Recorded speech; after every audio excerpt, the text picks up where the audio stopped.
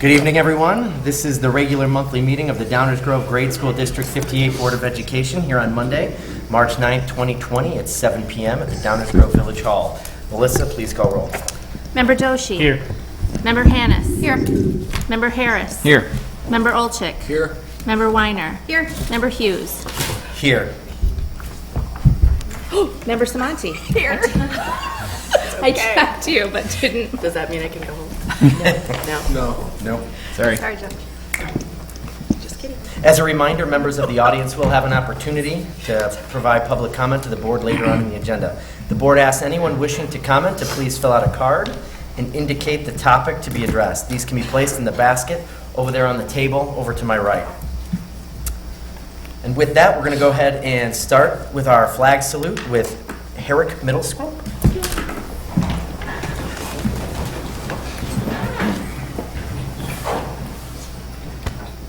Allegiance to the flag of the United States of America and to the republic for which it stands, one nation, under God, indivisible, with liberty and justice for all.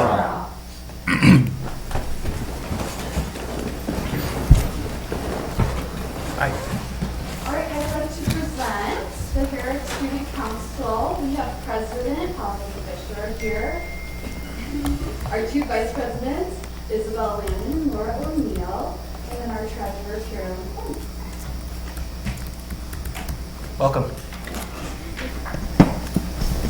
Okay, so our election process at Herrick is very interesting. People in each home base select representatives that they send, for each home base, 2 representatives from each home base, and they send them to cast their vote on the candidates for that election. The candidates write a few paragraphs prior to the voting about why they think they should be elected, and then they print them out, and then the representatives read them, and they vote on who they think would be the best person for that role.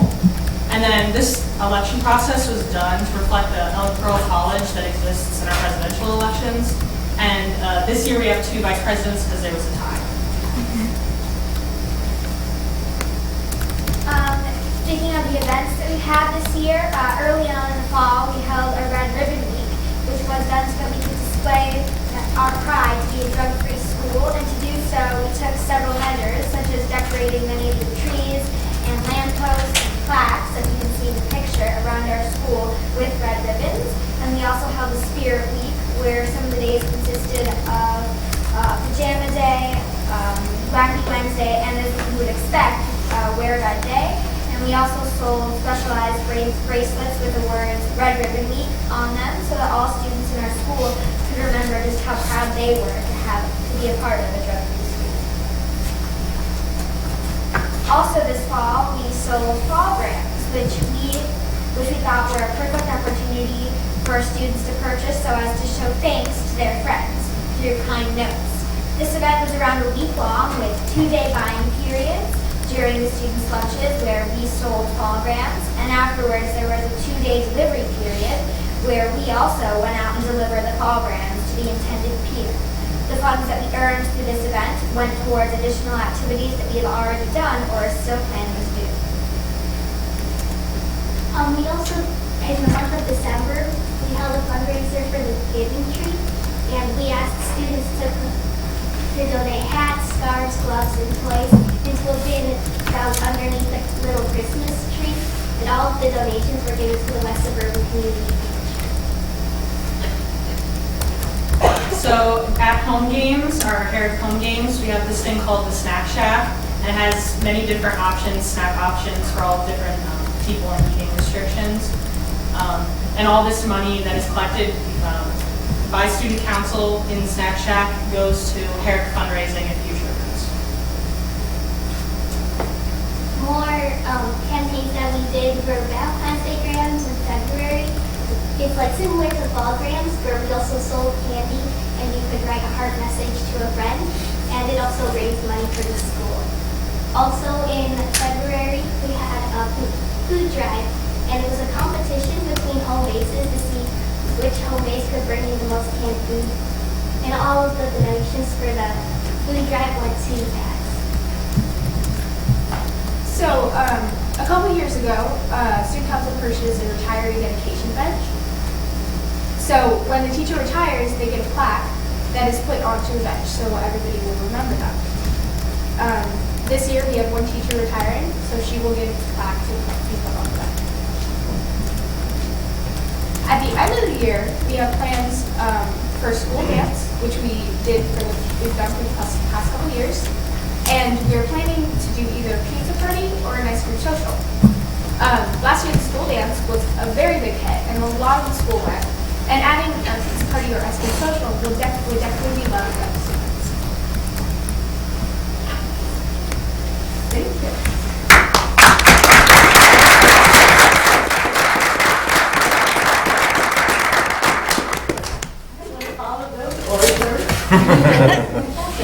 My name is Ann Cummins. I'm a co-president of the PTA, and just taking a second to tell you a little bit about what we do here at PTA. We are a little bit PTA light compared to elementary schools. As the students step forward, we do more. The parents step back a little bit and aren't quite as involved, but we do support our students and staff and parents as much as we can with different events. We do teacher appreciation lunches and activities. We have Grandparents' Day for our 7th graders and their grand people, whoever that may be. We also do a program called Dance Etiquette Class, where the students for 6 weeks, which Tracy Weiner was very involved with, learn etiquette and social dance, which is really fun to watch. And we also do parent education nights, which is screenagers we had a few weeks ago. And just overall support the kids and staff and different activities. Thank you very much for having us. Thank you. And I'm Stephanie Gordon, and I'm here tonight on behalf of Ms. Reed and myself. I'm the assistant principal at Herrick. So to start, I want to just give you a little clip of some of the highlights of Herrick and some of the activities that we've done this year.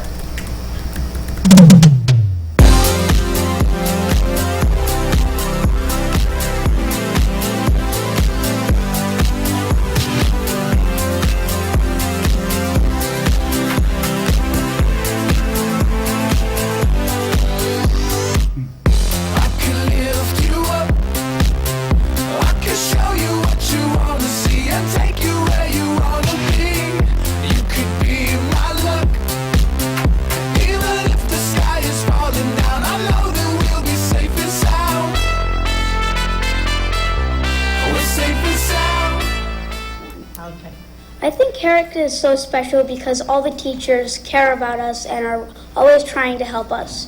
All of my teachers are making sure that I can get my work done, and that if I fail something that they're helping me to get my grades back up, and that's why I think Herrick is so special.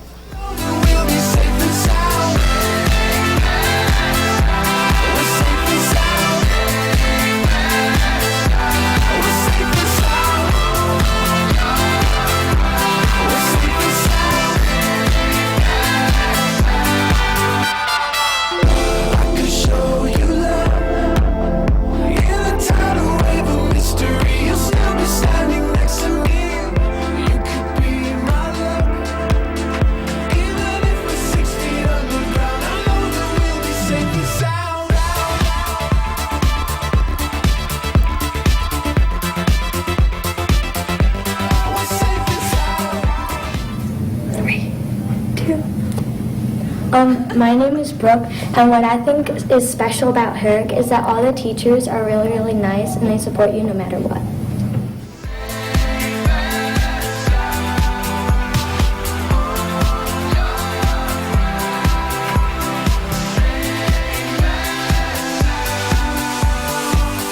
I could lift you up.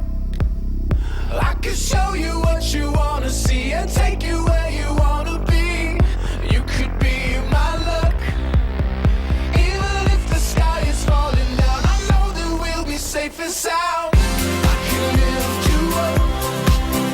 I could show you what you wanna see and take you where you wanna be. You could be my luck. Even if the sky is falling down. Okay. Hi, my name is Mr. Yabao. I am the music teacher and choir director here at Herrick Middle School. I think that the Herrick students are just amazing people. They are all really talented, and that makes my job really fun. They're always participating in things before and after school, and when I was in middle school, I didn't do any of that, and I really look up to these students because they are so involved in so many things and are really good at it. So, yeah, that's Blue and white, blue and white.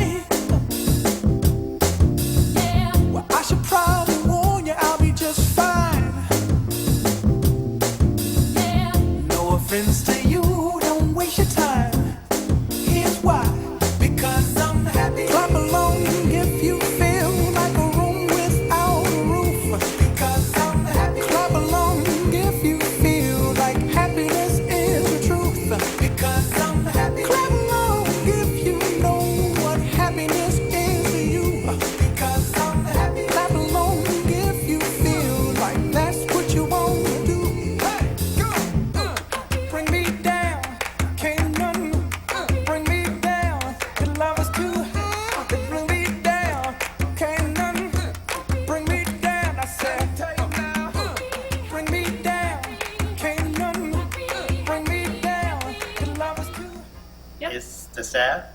The atmosphere is friendly, kind, makes you feel like a family. If my kids were younger, I would send them to this school.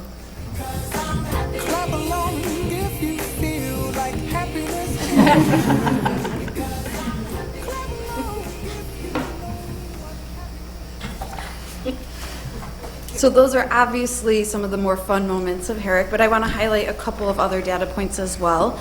So this first slide just kind of indicates the district strategic goal, so being that by the spring of 2020, the median percentile achievement in reading will be 78% or higher, and in math, 74% or higher. And I'm happy to report that based on our winter data, the reading scores are already at the 80th percentile, and math we're already at 78th. So as long as we maintain those, we're well on track to meeting and exceeding that goal.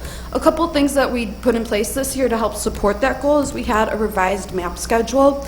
In the past, students took their MAP tests in their individual classes, which means they could be taking it, over 3 or 4 days, after PE, maybe in the morning before they had breakfast. So what we did is we created a more consistent wide school schedule to support that test and really value that. And then after that test, we had some benchmark meetings where we really identified trends and specific supports for teachers to implement school-wide practices related to vocabulary in particular. We also have strategic reading class, which is available to students that need additional reading support. We've got leveled math classes as well. We've got a gifted ELA program, and then obviously piloting some new really rigorous curriculum.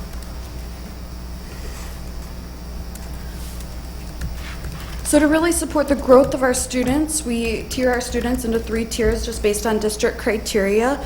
And it's really awesome to see that we've seen a lot of students kind of shifting from tier 2 and 3 into tier 1 based on our winter data as well. So meaning that those tier 3 students that need the most support, we're giving that to them and we're seeing them kind of graduate up into that tier 2 or tier 3. And again, we've got that strategic reading class, so any student in tier 2 or tier 3 is getting additional reading support outside of their reading class, either in home base or in a full strategic reading class period. A couple other things we have to support those students.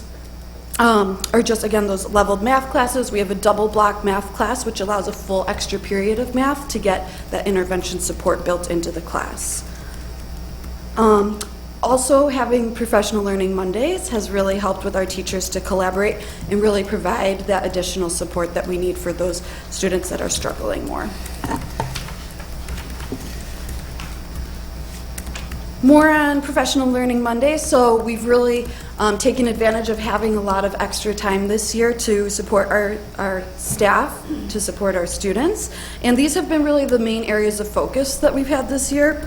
So our goal is really to kind of do two things here. So the first one is really establishing and promoting inclusion and equity for all students to feel welcome. So through that, we focused on diversity lessons. So we've had a lot of staff training around that. We're now having a lot of SEL lessons devoted to that as well. A focus on restorative practices, that's been a big area of focus with our staff this year. And then as well as a book study on discipline with dignity and talking about behavior practices and how that relates to restorative practices as well. The other kind of bucket of work that we've been working on this year is related to feedback, grades, homework, and assessments, and just making sure that we're really talking about the district philosophy and research-based practices and kind of coming back to some consistent practices with that. So some of the things that our teachers have really been focusing on is like, what does feedback look like and how is that being communicated to students and to parents? How are grades determined and how is that being communicated via PowerSchool? And then how are students reflecting on their learning? So having some really robust conversations around that and coming to some consistent practices.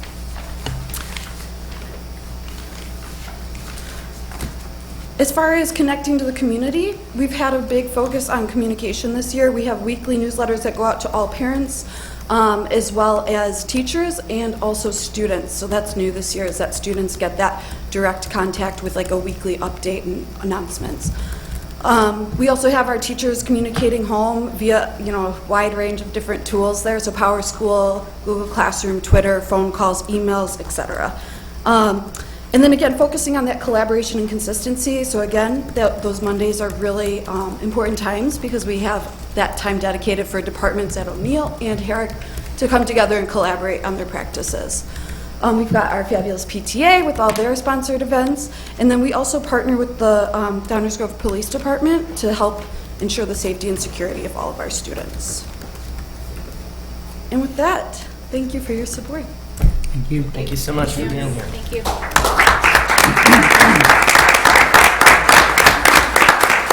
And for our members of the Student Council, we have a couple of gifts here for you as well, and if we would also invite you up to the front here. We'd love to take a picture with you.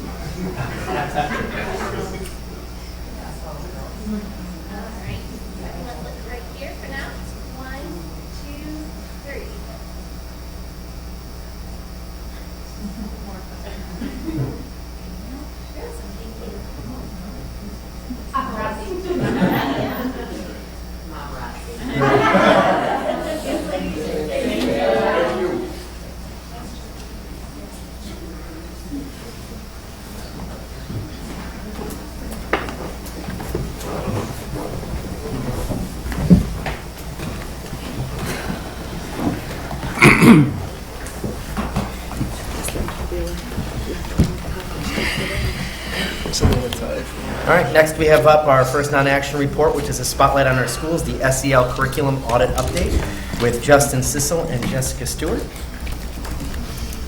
Thank you very much. Tonight we hope to take a couple of moments just to have a brief discussion of social emotional learning in general and its history here in District 58, but really our focus is on the work of the committee that's been together for the past year and a half, some of the outcomes of that committee's work and discussions, and then what that might mean for us in terms of next steps as a district.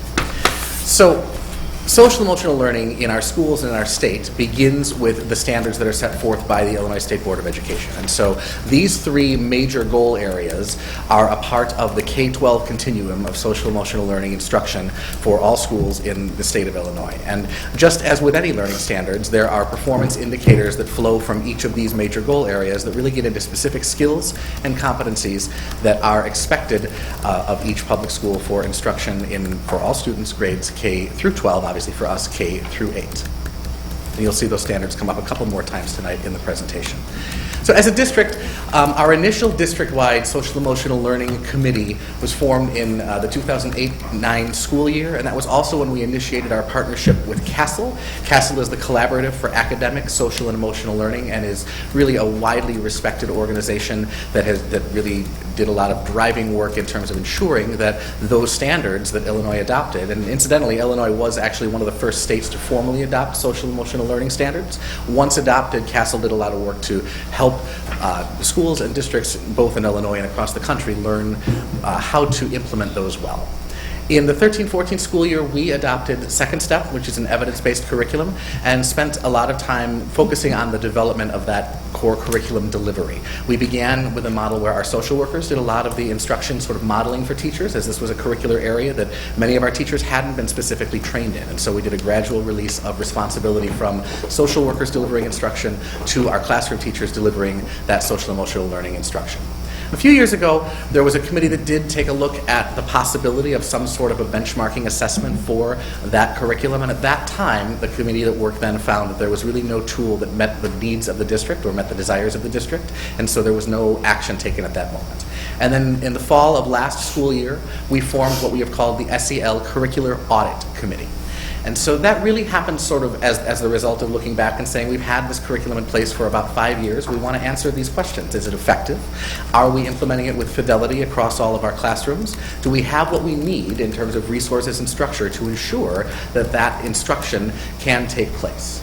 Different than some of our other committees at this point in the district history, we use the word audit purposefully in the committee title because of where we had been with resource adoption. Many of our currently functioning curriculum committees sort of had a presupposition that we would be overhauling the curriculum. And in this case, we really wanted to take the stance of we believe that we've got something worth considering already in place. It really is a question of, is this doing what we wanted to do for our kids? And that really is what led to that reflective review of our program in its entirety. So the committee was formed. It's comprised of teachers, social workers, counselors, and administrators. We have a few people here with us tonight. Ashley Austin and Mallory Poe from Indian Trail are here. Tara Fulton from Bel Air is here. Jacqueline Cadard and Lori Smith, two of our administrators that are on the committee, are here. I don't think I missed anybody that came in late. Did I raise your hand? I did, because I want to make sure. Okay.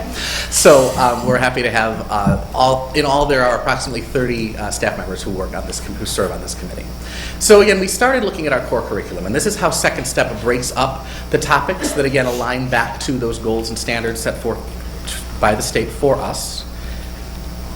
And then to look a little more specifically, this is an 8th grade lesson. And so on the left side of the screen, you're seeing an actual lesson with the topic, and students will be able to, or really the learning targets of those bullets that are under there. And I know it's a little difficult to read at the distance, but if we look at sort of like, for example, the 3rd bullet, understand how self-talk can lead to escalation or de-escalation of anger, aggression, and conflict. And then we scan over to stage G. Let's see if my pointer is going to work tonight. Over here, stage G, which is where our 8th graders should be on the continuum, and we look at numbers 5 and 6, it literally says practice self-calming techniques and analyze the effect of self-talk on emotions. So as we started to look at the curriculum, we really saw that pretty direct alignment from, again, what the outcomes of the curricular lessons were and what the social emotional learning performance descriptors were. That chart on the right comes directly from ISB. That's the breakout of those 3 major goals in the sort of middle school area. So the committee, again, started looking at that core curriculum, and one of the first things they did talk about was the value of a Tier 1 SEL competency assessment for students, because as we talked about fidelity of implementation, there are a few ways to determine fidelity. Certainly one is to just make sure that it's actually being taught and we have the resources and support we need, but another is to assess those skills and measure the growth in those skills over time with our students. And so the committee established those 2 goals, essentially determining that our resources met the standards and looking at what types of assessments might be available for our consideration. In the spring of last year, we spent some time again looking at that scope and sequence of second step, all of the lessons in our core curriculum, and looking at how they aligned with the Illinois learning standards. And it really didn't take us too long to acknowledge that provided we are implementing, we are teaching this curriculum in the way it's meant to be taught across all of our classrooms, this does meet our needs in terms of our responsibility to the standards-based instruction for our students. In exploring potential assessment tools, we did identify two, one called DESA and one called Panorama, that align both with second step and therefore with the standards and skills that we are teaching and hoping to assess. And so the committee decided that they would like to explore those two tools in a relatively small pilot to see what kind of results it would yield for us and what kind of information it might provide for us and whether that information would help us to answer the questions of how well our instruction is being implemented. The committee really talked again about that first, there are a lot of things that you could do with an SEL assessment, but it is designed to show us how well students are, by their own perception and the perceptions of those around them, how well students are demonstrating the skills that this curriculum and these standards are asking us to instruct them. And so, though the measurement metric isn't the same, it's conceptually the idea of the way we use Ames-Webb and MAP testing to give us a research-based, normed look at what student skill and growth actually is over time. Similarly, an SEL assessment can do that for us as well. And so again, this is not a question, this is not a diagnostic tool, this is not something that is looking at really anything beyond those skills and competencies that we are explicitly instructing for our children in grades K through 8 on a weekly basis. So the process then to look at those assessments, we opted to use the homeroom or home-based students of the committee members, since those were the teachers who had been doing the research and the conversation around the assessment tools.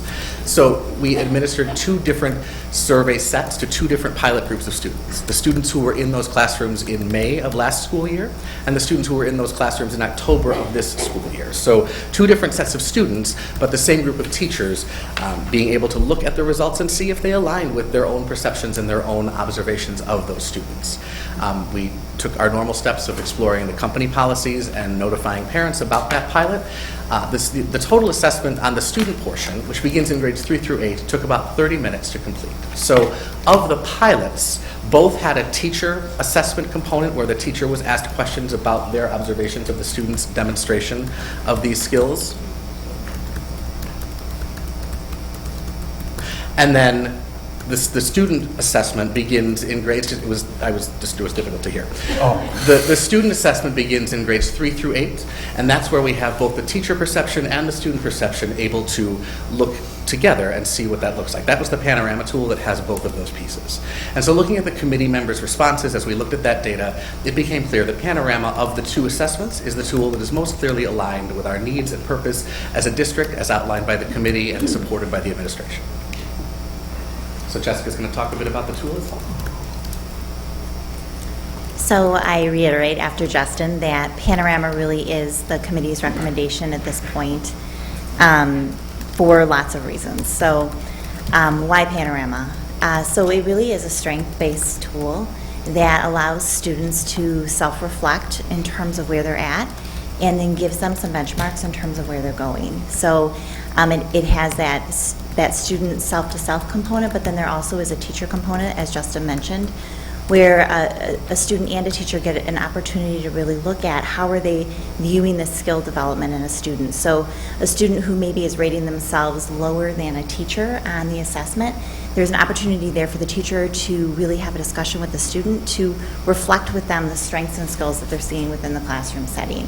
And on the flip of that, in instances where a student may be noting themselves as being further along in their demonstration of those skills, it allows a teacher who maybe is noting otherwise to really go in and do that coaching component. Additionally, there's a framework of review that occurs within the Panorama tool that aligns well both with the SEL learning standards as well as second step. So there's some direct connections there that really give some nice next steps for continuing to help students along on that journey. So there were many skills that we could have looked at as a committee to pull into the benchmarking assessment, but we really the committee narrowed it down to these 7 components because they aligned best with our purpose. And you can see that those 7 larger areas also align well with the social emotional learning standards that we are responsible for teaching and wanting to ensure that our students are developing. So as we noted, it is a strengths-based assessment. It wouldn't make a very good mental health assessment, I guess is the best way to say it. Its scope and purpose doesn't really align well with assessing mental or psychological problems that we would look at if we were administering a clinical assessment. So the results are very student-friendly, they're very parent-friendly, they're very teacher-friendly, and it doesn't require clinical judgment to interpret. So really not a mental health assessment in any way. To give you a sense, though, of kind of what that looks like, this is a sample of some of the self-management questions at the intermediate level. Again, of those 7 large areas, Panorama identifies through their research the number of questions that students need to engage with in order to get a valid and reliable measure of where they're at. And then teachers are answering many less questions along those same skill sets in order to get their score. This particular one is a self-management one. And then here is a sample for our middle school students and our 6th grade students that also focuses on self-awareness.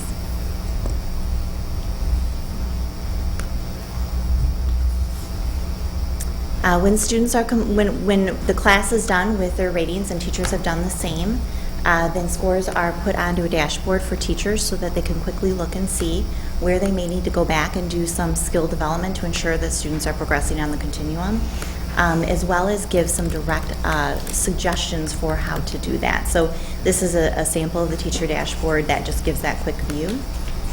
And this is a sample of the playbook. So embedded within the tool itself is a place for teachers to go with lessons that align to what we're supporting through Second Step, that give really actionable ideas and next steps for the classroom. So for instance, in this particular sample, we see this student would be creating a bit of a passport where they're identifying important social emotional learning skills. They're going out to practice those, and then they're reflecting on those with the teacher or a parent to fill their passport. So that this would be an example of kind of how a teacher might use those scores to further develop a student's skill set.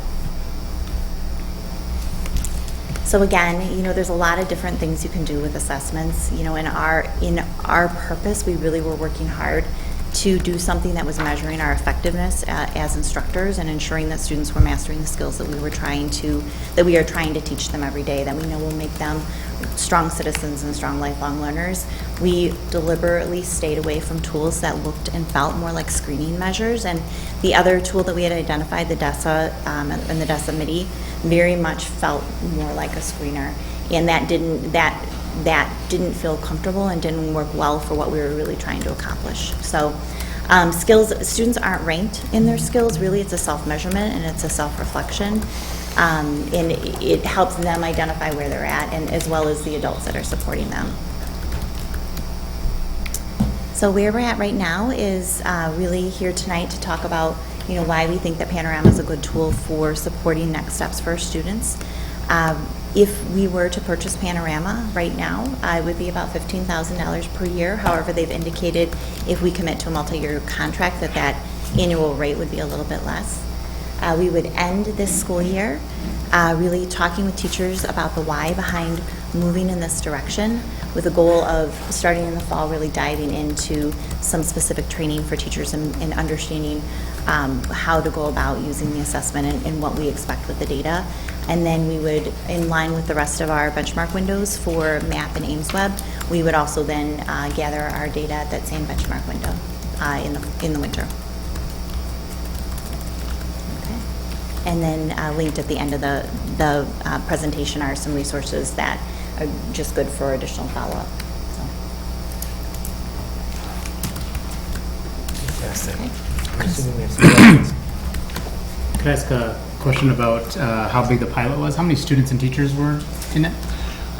Roughly 500 students. We 250 to 50-ish? Say it again? Yeah, I know there was a May and then a October. In both cases, because we purchased 500 licenses, which is why I can tell you it's around that number. It was the student, and there were, I'm counting quickly, probably 14 or 15 classrooms all told. So that's kind of how that comes together.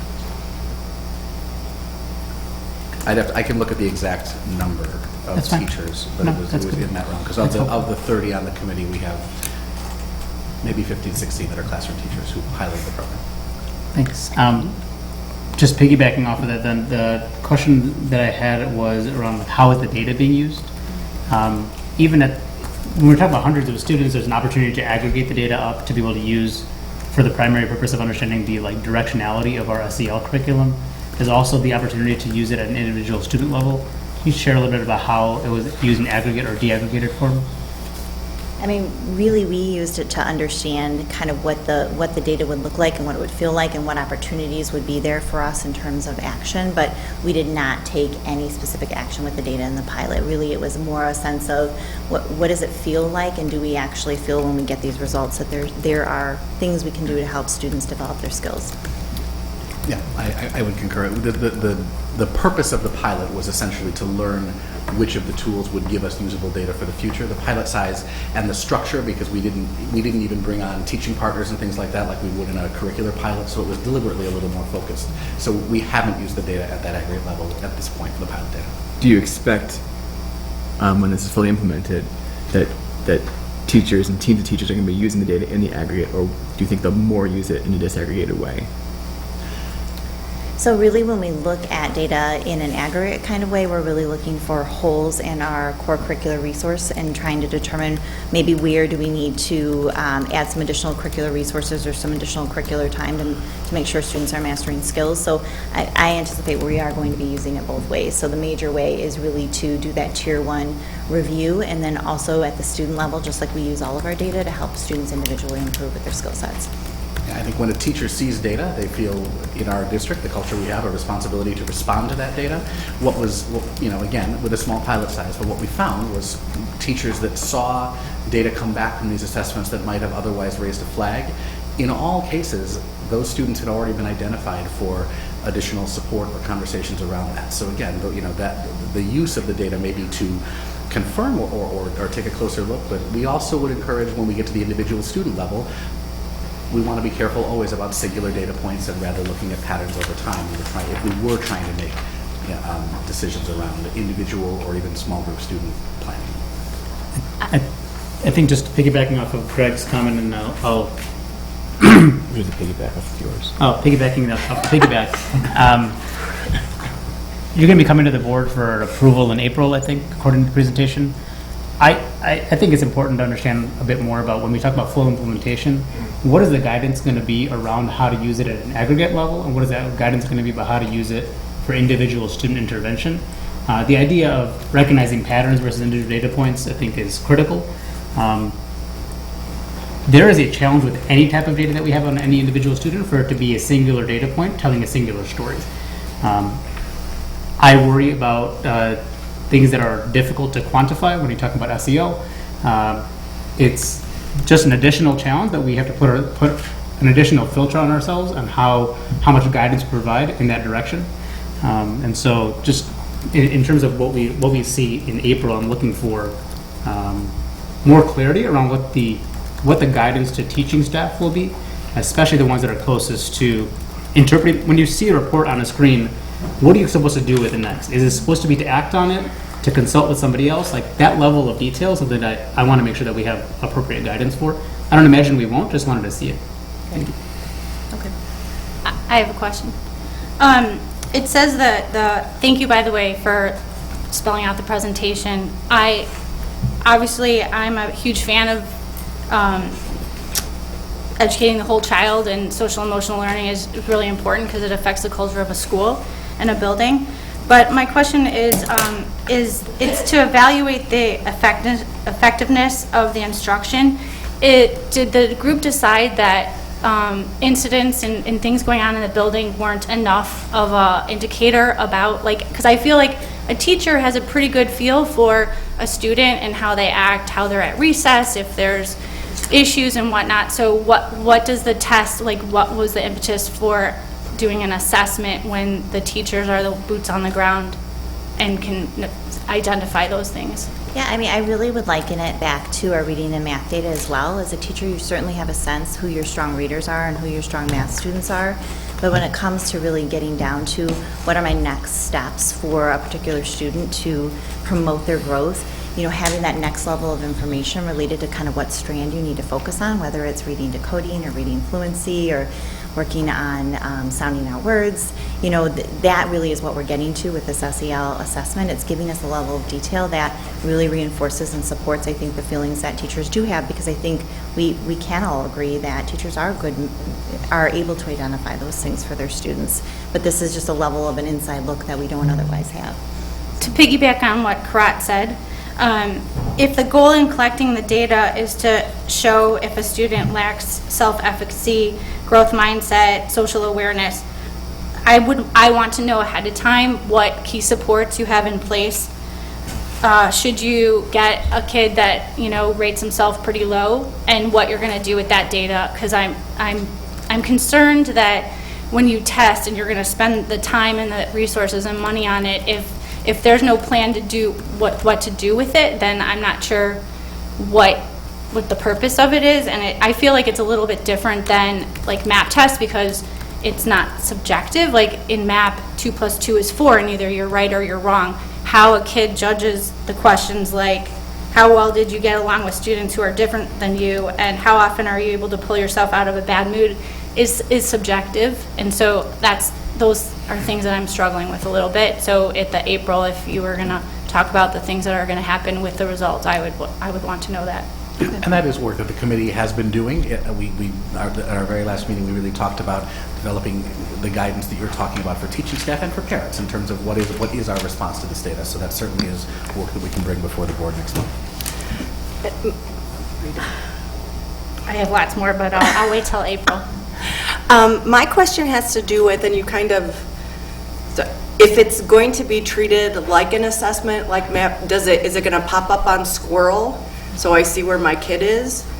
And then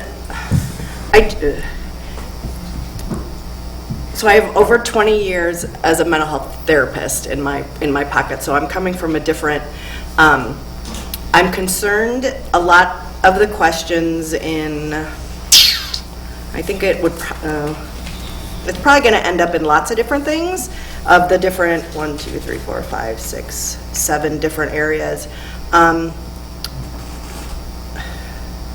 I struggle with having the information, and we may not use it for that purpose, but what are the safety measures that we're using that somewhere down the road it's not going to be used against a child in a disciplinary area, if something were to happen outside of the school, where then the police are asking, state's attorneys can have access to different, you're asking questions about empathy, and there's direct connection between lack of empathy and criminal behavior when you're an adult.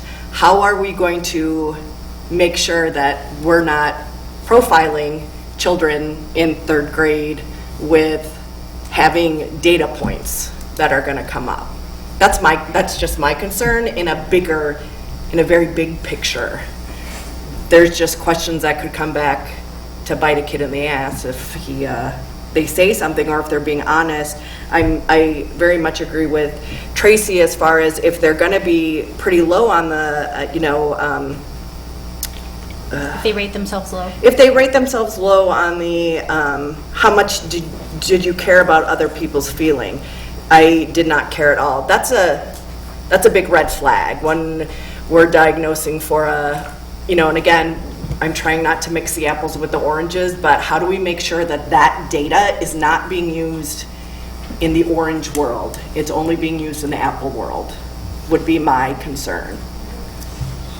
Yeah, because I would say, what it doesn't do is diagnose. Certainly right, there are. But there's information that helps support a diagnosis. And that information could be taken because it's going to be used on this is my child's MAP score, this is where they scored on reading, this is where they scored on empathy. Guess what? My daughter decides to go out and continue on a life of lack of empathy, which is not a good thing, and we're hoping, but there's, empathy isn't something that you can learn overnight, and there's just a few things that make me feel a little uncomfortable just based on what we're using, how we're using the data and keeping it safe for only that purpose, and that's where my concern would be. And I think we would love the opportunity to come back and talk a little bit more about that. Thank you. I mean, I think one thing we can speak to now is that, looking at that range of scores, it really is, again, looking at what is a strength for you and what are things that you're still developing, as opposed to saying you don't have empathy or you don't display empathy skills, but what are those next steps so that you're displaying them more consistently. I'm sorry, I forgot. Did you say that for the sample there was third graders? It was all 3 through 8? So there were sampled it? Actually, K through 8 sampled, but the student component begins in 3rd grade. So there were the student self-reflection component is 3rd through 8th graders. And yes, we had each grade level participate. So from the pilot, did an 8-year-old reflect and have the wherewithal to answer in the same way that a teacher would? Meaning, like, did they see it? Did they rate themselves or reflect on themselves to match what a teacher assessed of them as well? Do you understand my question? I think there really was mixed. So there were definitely instances where the rating between the teacher and the student were pretty consistent in all of the 7 areas. And then we also saw instances where those things differed, not consistently one way or the other, but kind of a mixed bag of certain skills students maybe were identifying as being areas of strength, and other skills the teacher was identifying as areas of strength. And I think part of that first administration is understanding what preparation students may need for the first time that an 8-year-old encounters some of these questions. I think that was committee conversation as well. There's some vocabulary in here that if we want the data to be reliable, that we want to ensure is understood and framed for the students. So that again goes into, before we would go into a full implementation, that's all of the training and support we would put out there for all of our teachers who are using it. Jill, a quick answer to one of your questions is we did not post any of this data on Squirrel. We were actually very deliberate and sent it home via U.S. mail, as this is information that was intended to be shared with parents, because once we have student data, we feel it's our right, it's our obligation to share it with parents. But it was a deliberate choice to not send it via backpack mail, for example, because it is a different thing, and it's something students aren't used to seeing. I do see a space down the line where, in the same way we ask students to reflect on their academic achievement data and do some goal setting, this certainly could be used in a similar way.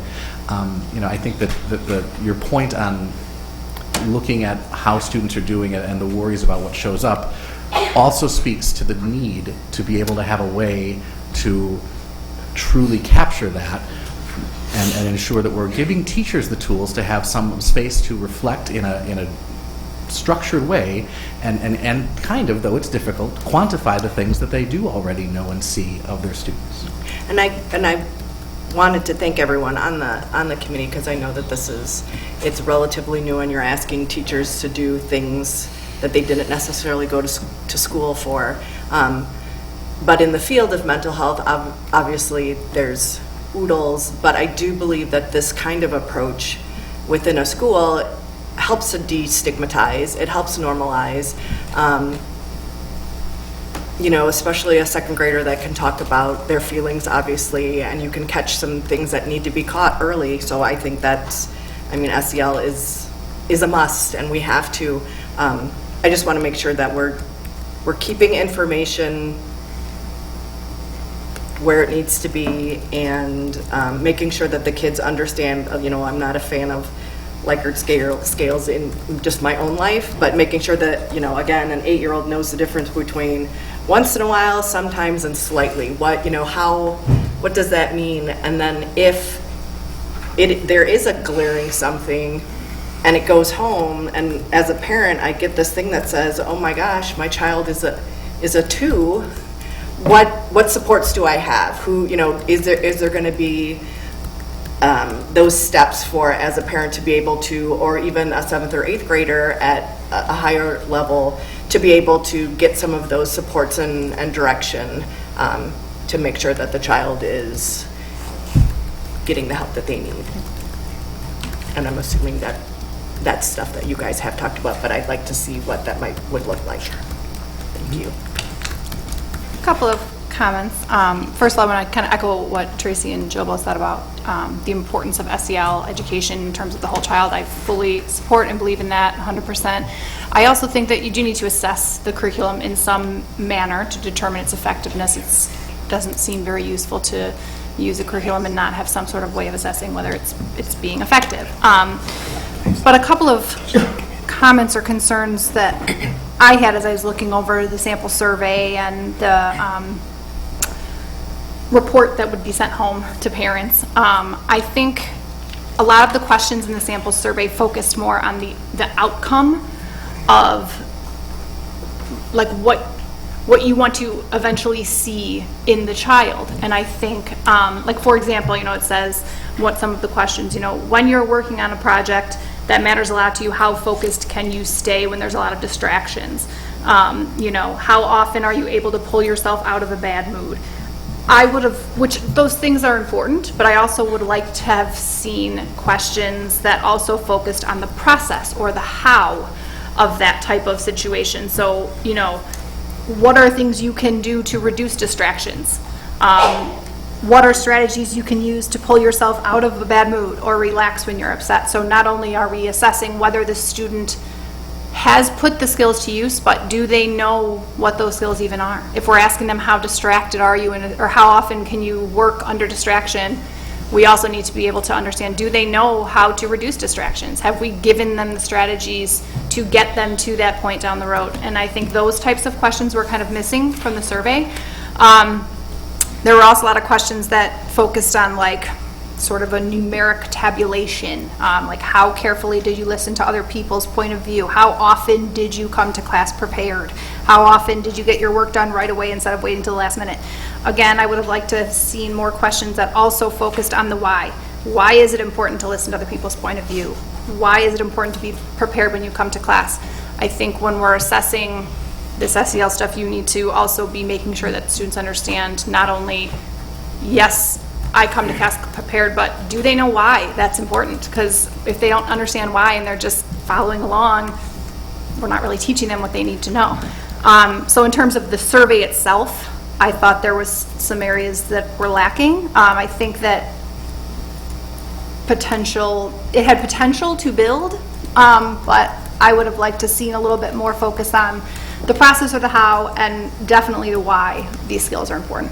And then in terms of the report that gets sent home, kind of like some people have already mentioned, I'm a little concerned about how that would look to it. Like when we're self-efficacy, for example, I think is a good example. If you're looking at a student whose score on the report shows them as struggling in self-efficacy, and then you're going to give them a report that shows them that they don't have good self-efficacy skills. I think sometimes that is hard for them to see past. If you tell a child they're X so many times, they're going to believe they're X. And if they already believe that they're not good at something, to show them on a score, you're not very good at this, makes it even harder for them to overcome. So I'm a little worried about that. I think that the method of transferring that information needs to be done really carefully, and I wasn't super thrilled with that like percentile score type of report in those areas. I just think for a lot of kids that could be very hard to like get past seeing those numbers on a piece of paper, especially if they're already struggling in those areas. So those are just a couple of concerns that I have about those types of things. Any other comments? Well, thank you guys. A lot of data, a lot of good information on the process of gathering the data. I think there was a significant number of questions that we're hearing tonight. So I would encourage maybe a slight slowdown on the next steps. I think that it might be best if we kind of come back and have an opportunity to have one more discussion regarding some of the next steps in using of the data, and maybe look to coming back in a May with an action, if that works on your calendar. I don't know how that impacts the schedule of an implementation of something along these lines. Yeah, I mean, initially, I don't.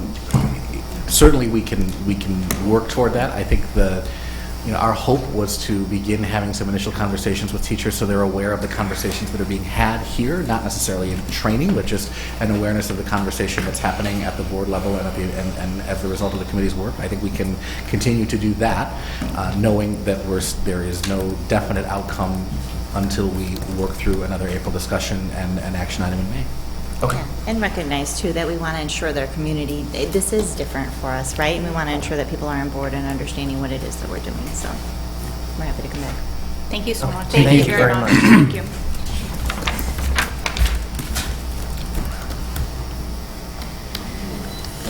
Okay, listed on tonight's agenda are 18 communications received by the board. Are there any additional communications board members would like to share at this time? No.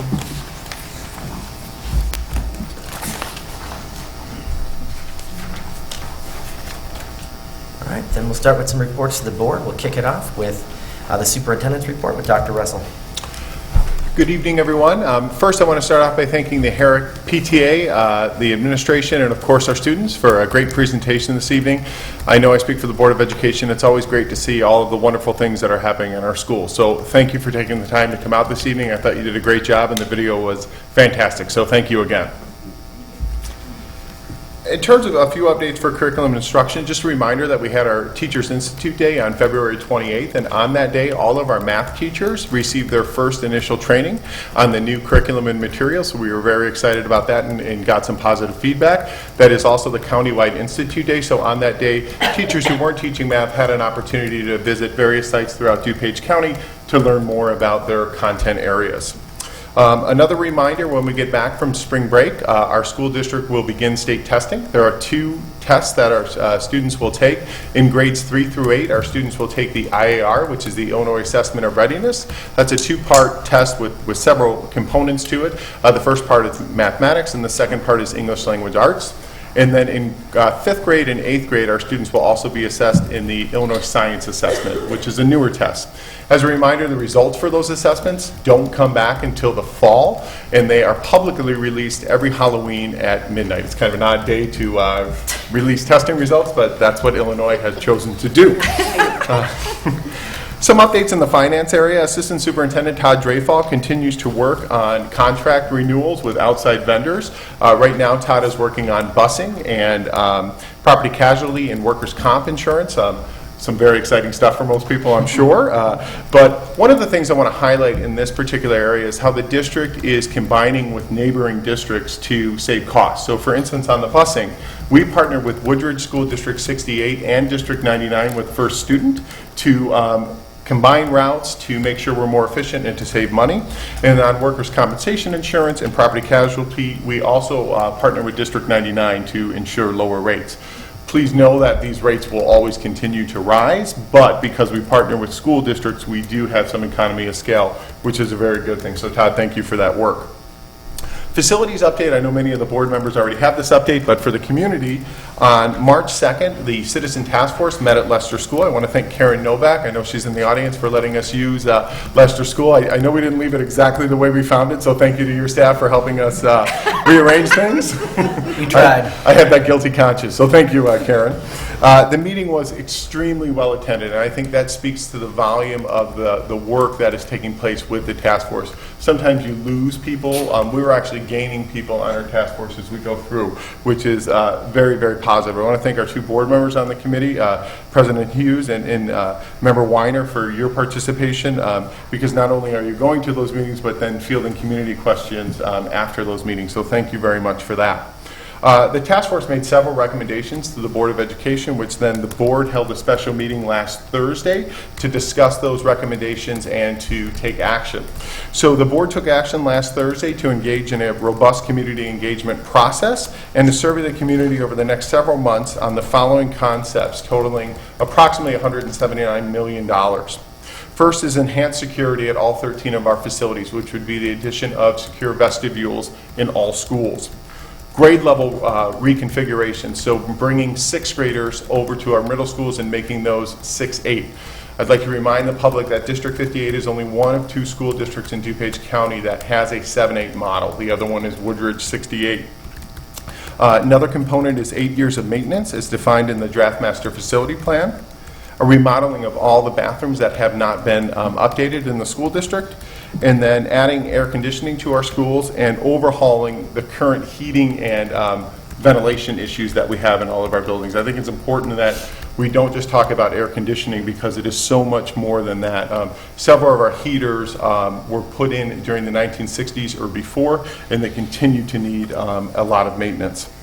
So after the community engagement process has concluded later this spring, the district will gather all the data and the task force will meet again in June. The task force will then make a final recommendation to finalize the facility plan to the Board of Education. The board will then have to consider all of the feedback it got, from the community engagement sessions, as well as, the survey and the polling, and then make a decision on whether or not it wants to put forward a referendum or a ballot question for November. The deadline for that would be August. I would recommend that the board try and make that decision in July, just to give the administration more time, but you may need till August to do that. Later on, the board will be asked to approve a letter that will go out to all District 58 residents, informing them of the work of the task force and the decisions that were made at the last board meeting. That letter is posted on board docs.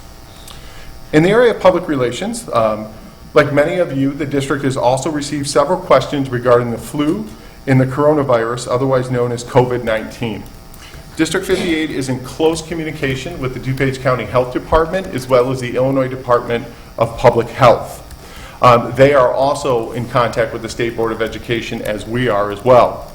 All of those agencies have recommended that schools stay open at this time. They're also recommending that individuals practice strong preventative measures such as hand washing and not touching faces and things like that, which is extremely challenging to do with young kids, but also not to travel to the impacted areas. We have spring break coming up, so that's a good reminder. In the event a school or the district experiences a confirmed case, we will work closely with the DuPage County Health Department, who in turn will be working hand in hand with the Illinois Department of Public Health and the CDC in Atlanta.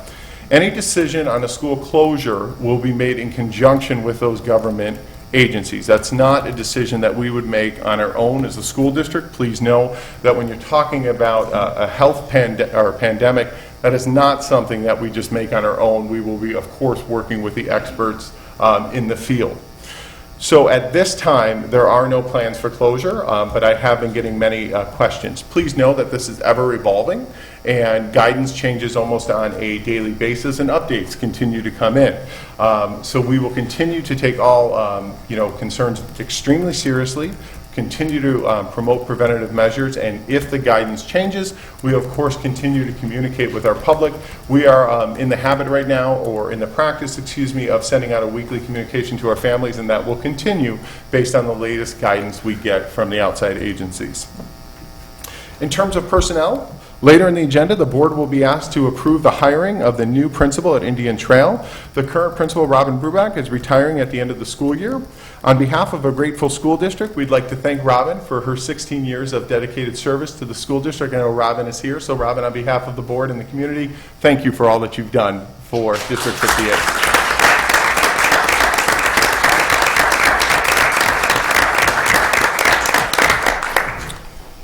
In addition to the Indian Trail principal search, the district has also started the search for a new principal at Pierce Downer. Again, we will follow the same process that we followed for the Indian Trail principal, and we tentatively have scheduled the April board meeting for a recommendation for a candidate. Depending on the process, though, that may be extended to May. We'll see how those go. In terms of technology, James and his team are busy preparing for the upcoming state testing. It's kind of a twofold process where we make sure all of the data gets entered in with the state correctly, and then we also make sure that all of the machines are ready to go. So James and his team have been working around the clock to make sure that we're ready to go for testing, and that will start taking place again on the other side of spring break.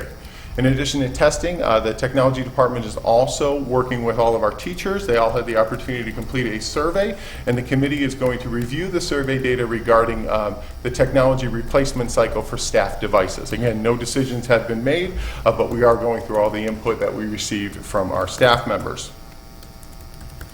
One update in student services, Member Hannes and I had the opportunity on February 19th to attend Building Bridges, which is a parent support network in a group in District 58 that is designed to assist parents as they navigate the special services continuum that we have here in District 58. It was a very well-attended meeting, and I want to thank Member Hammond for attending with us.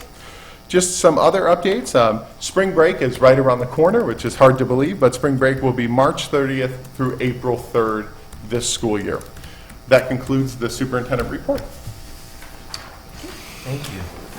Any questions? All right.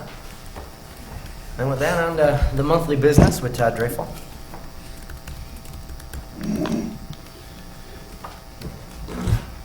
I will be brief because there's not much that is on the year-to-date report that's really changed from previous month. Things keep rolling along. You'll notice, again, just as a reminder, that we running a little bit ahead on expenditure. That's because we had 3 payrolls in January and normally would have those in March. So those will catch up likely in the next month.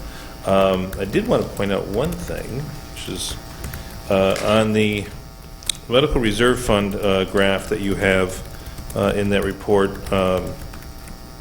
which is not a normal piece, but we have finally more deposits coming in than distributions out in that piece. So that fund is starting to turn over and be in a positive position. So I wanted to point that out as well.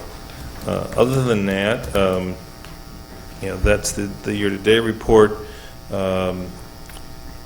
We had Darren will give an update on the Financial Advisory Committee. We've gone through some of those conversations about fund balance policy and capital pieces, as well as we had a Wellness Committee, and Mr. Harris will have that as well. I wanted to point out one item in the action items on the agenda, and that is the Rexnard abatement agreement. That is an agreement that the district and District 99 agreed and signed in 2017.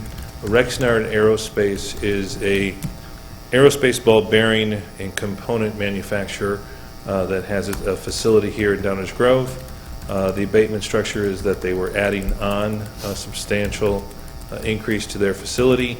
Part of that agreement is that they will add on. They will have so many extra jobs above a certain threshold, and they will report those, that piece. They agree not to protest their taxes, their assessments during the period of time, and it's an abatement process that starts this year. It was the first year that all of that construction is completed. It's been a full year, and they've met that requirement.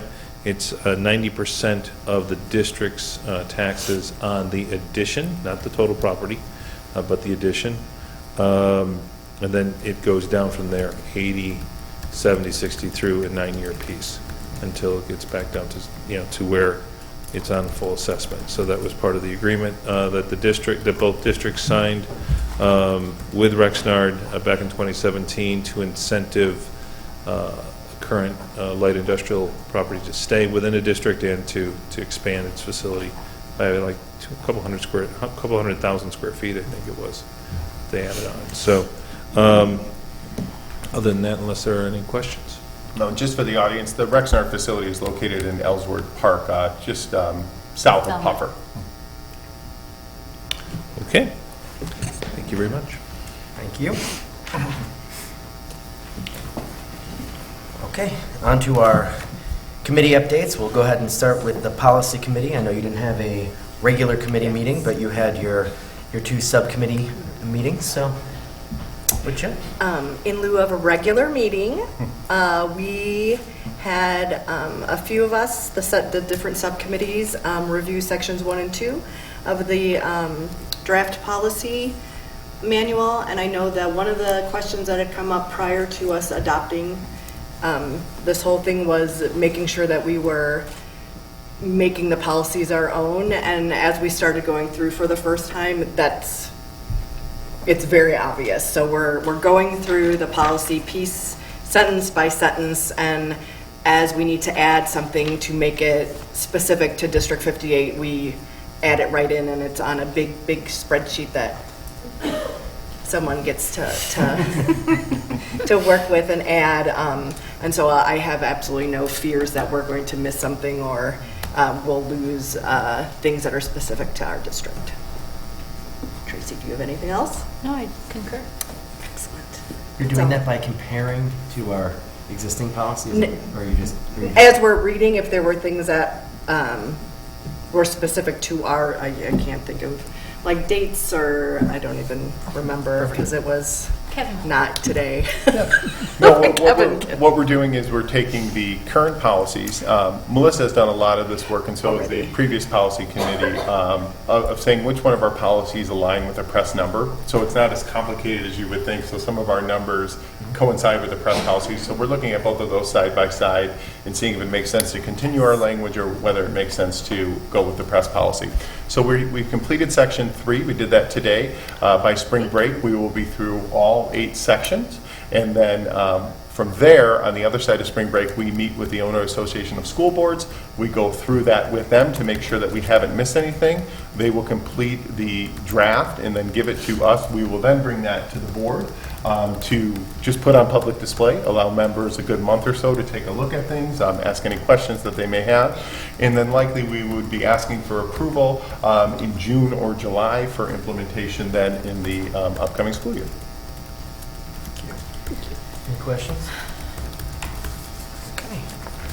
The Legislative Committee did meet on February 26th, and Karat will report. All right. So we met to debrief on the legislative breakfast. We decided to ask those that attended the legislative breakfast to provide us with feedback, and so that survey of feedback has been sent out. If the feedback comes back and it's been helpful for us, we'll continue that practice for future years, I imagine. The other purpose of the legislative committee, besides engaging directly with our legislators, is to stay abreast of potential legislation that's coming down the pike. And so before it can become policy, we are making sure that we understand what might be coming through. A couple of things that we're keeping an eye on is the vote in November on the potential fair tax change in Illinois. There's a chance that that can impact evidence-based funding formulas and the revenues that we get as a district, depending on what the tax rolls and the revenues for the state looks like. We are also monitoring the fact that two TIF districts will be coming off the rolls or will be coming onto rolls for the district in the next few years. That's $100 million in new property that we will be able to get tax revenue from for the district. And so we as a district fiscally try to remain particularly conservative in our spending. But when we can start to see funds that are starting to come through, it's helpful to know how we might use it. Again, $100 million of property coming off means that we get a very, very small portion of that for the district, but it's something that we want to be monitoring, and I know that we are on the finance side. And then as a state, we are struggling with attracting and retaining teachers. There's a teacher shortage across the state and across the country, to be honest. And so when we think about the impact that could have on District 58, we already see it in terms of the interest in new positions potentially, but we also are seeing legislation come through now from our representatives around how to incentivize more teachers to enter the workforce. And so monitoring that legislation, and hopefully that can have an impact on more of our future teachers wanting to go into the profession. So those are things that we've discussed and are monitoring, and we'll continue to look at those and keep this group up to date. Thank you. Question? Anything else, Emily? Fantastic. All right, the Financial Advisory Committee did meet as well on March 6th, just last Friday. I'll go ahead and report on that. We went ahead and did review the fund to balance policy that we've been looking at. We know that we as a district need to keep around 31%. We should set a policy to be around 31% of our budget to keep in fund balance, so that when we hit that May cycle, where we're dead in sort of waiting on that second payment of property tax, that we don't go into the negative and have to do any borrowing. So ultimately, that's what we're trying to do. With that, if we can get into that point, we're looking to slowly move the money that we currently have sitting in the sinking fund maybe at a rate of around $200,000 per year, and be able to start moving that into the capital fund. And we've talked about it before, but as we're reviewing this fund balance, the goal ultimately is to at some point be able to use that money in case we ever need to repair a roof or do something along those lines. There's around $800,000 in there, not a lot of money, not a lot we can do on that on the capital side, but as of right now, it has been unusable for us because we've needed it to sort of make up the lack that we have in the fund balance. Fiscal year 20 looks like it's going to end a little bit better than we were originally projecting, so that's good. And then the fiscal year 21 budget has budgeted for an additional 5.5 FTEs, and of those, though, two of them are placeholders, and this is to sort of be able to account for unexpected needs for additional staff, either late summer or after the start of the school year, like we saw happen over at El Sierra. And then, again, we talked about what the impact of should those TIF districts fully fall off. That would happen in fiscal year 22 and 23, allowing for an additional about $750,000 in each of those calendar years in our base to bump up, which then, so you'd see a jump in those 2 years, but then that would be our starting point that we would be building on top of year over year on that. We just looked at our overall fiscal year 21 through 25 projections, and we spent a lot of time discussing the administrative centers. The big discussion that we were kind of ending our last week's Thursday special meeting with, we had those same conversations and so showed the same charts. We generally saw a lot of excitement over the idea of potentially partnering with another body, like the village, to potentially save some overall costs for the taxpayers throughout all of Downers Grove. So there was a lot of optimism about that. But obviously we showed them all the different possibilities. Some of them are a reality, some of them are not a reality, some of them all depend on availability. And they just asked us to kind of continue to have conversations, and also to, as time went on, as we got more information, be willing to have conversations about the positives and the negatives that came out of that. So with that concludes my notes. I don't know if you have anything additional. Yeah, I think just maybe a small note on the administrative center discussions. I think, we got a lot of great expertise on that committee, so one of the things we kind of left them with is, hey, that we're kind of just bringing this fresh off the press. Todd kind of gave us that overview Thursday night, and then Kevin kind of unveiled it for the FAC, so we want to make sure that every single one of those members kind of goes through that 6-page memo in detail, and I expect us to kind of lengthen that to kind of really answer all the questions that they may have, because some people are kind of making quick conclusions as to which one of those 6 options is favorable in their opinion, but we want to make sure that we have a very deliberate approach. And on Thursday we kind of received some great feedback from the community around exploring all options, so I think we may even potentially add more than 6 on that memo. So we had some good discussion around what potential options may be, so we don't want to limit ourselves.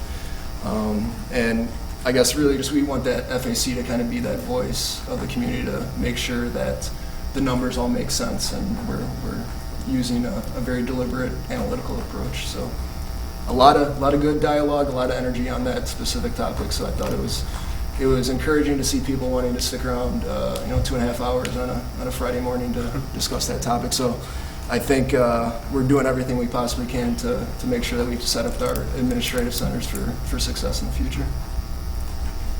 Any questions? I know there's some more discussion to be had around the administrative centers. Should we be housing that within the Financial Advisory Committee at this altitude? Who's going to take the next step to be able to start to Steve's point, continue to push and make sure we're evaluating all options?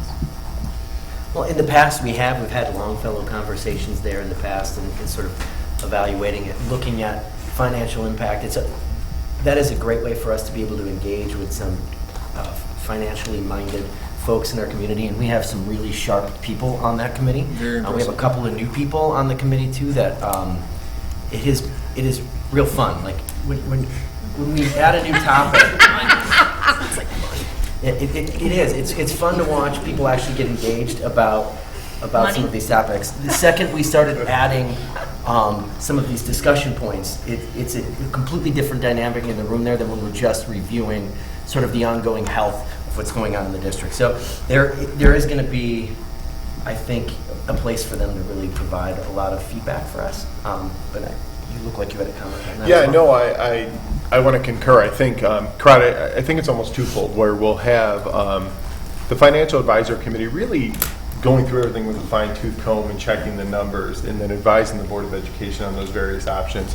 But certainly I think as opportunities continue to present themselves with the village as we vet those will still have to come to the full board for discussion, especially if the village wants us to enter into a memo of understanding a little later on in the spring or early summer. You'll of course need all that information from the FAC, but then the board would ultimately have to make that decision. So what I see is kind of a 1-2 punch where they're giving you the background information and providing you with a recommendation, but then ultimately the board would make the final decisions. Thanks. All right, next up is the district leadership team, which met on February 24th. I'll go ahead and report on that as well. As we always do, we walk through all 3 goals, and we started off with goal 1, and we kind of looked at that whole portrait of a graduate and how we're continuing to work on that vertical alignment. And there was a discussion here on that focus on rigor and what that means. Will always be a thing that we're continuing to measure and look at. You know, are we providing the right level of rigor in the district? The Professional Learning Council is